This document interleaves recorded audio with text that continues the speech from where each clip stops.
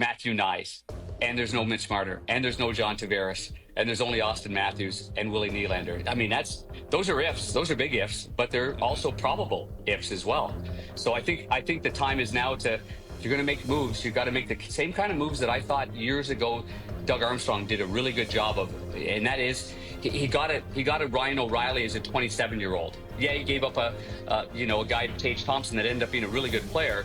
He was a late draft pick. He gave up a little bit in the first round pick, and he got Braden Shen. How good has that been? I mean, that's a 26-year-old heavy player. I mean, so maybe this is the time that Brad Treliving knocks on a lot of doors and sees what he can get for a 1 for a 2 or 1 for a 3, and make a wholesale change that inevitably leads to this being his hockey club and not anybody else's. And this is the opportunity right now to make that move. And you've already signed a coach to a long-term deal. He's proven to be a terrific coach. He's proven to be a guy that loves Toronto. And I think that you've got to work with him to find out the kind of players that are going to work with him and continue to advance this team the way they did this year. Because I thought they had a heck of a year, to be quite honest with you. They had a really good regular season. They did. I mean, they won their division, which is something that they hadn't done in 25 years. It's like it's been that long.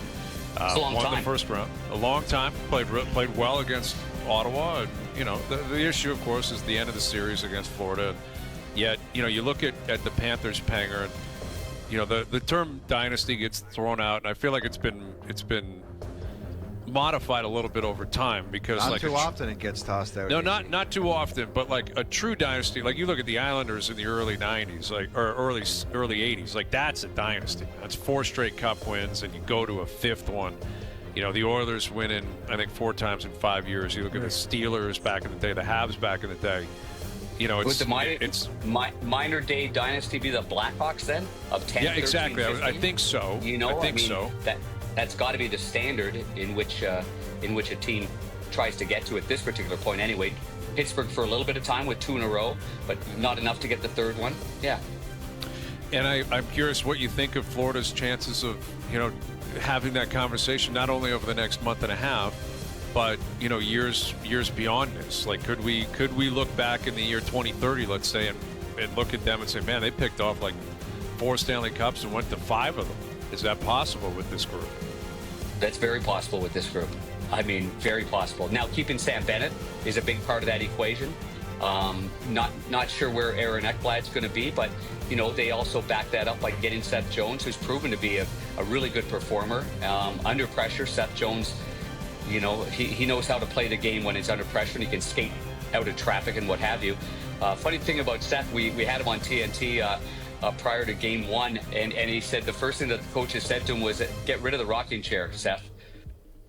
Start skating again. Get going. Yeah. We want our D to get going. But I mean, looking at that, so if they lose Ekblad, if they lose Sam Bennett, I think there's still a whole lot of pieces right there that they could continue on. But the hardness and the way that Sam Bennett plays, to me, that's the engine for them. So that would be real tough if they did lose him.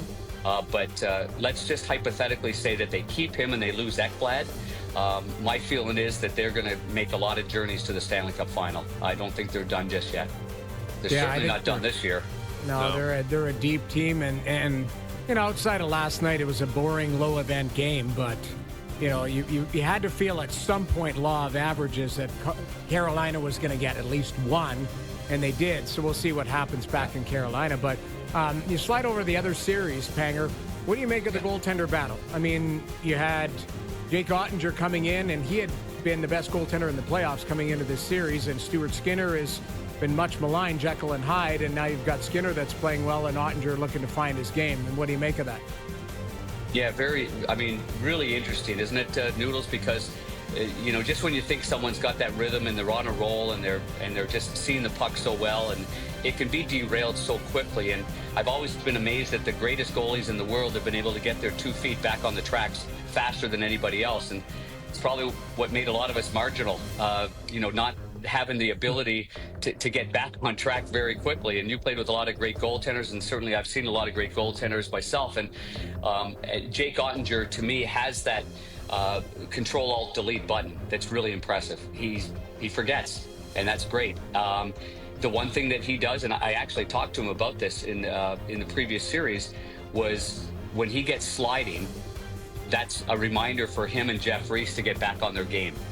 Over sliding, pushing, sliding, pushing, sliding, and basically in our conversation, was it a matter of just taking things for granted? Was it a matter of fatigue because you're not using your edges? And he thought it was a combination of everything. And sometimes it's just a reminder to stay on your blades a little bit longer and stay on your edges. So I'm sure there'll be corrections, because I'm really impressed with Jake Ottinger and how quickly he can correct things. With Stuart Skinner right now, I mean, this is amazing.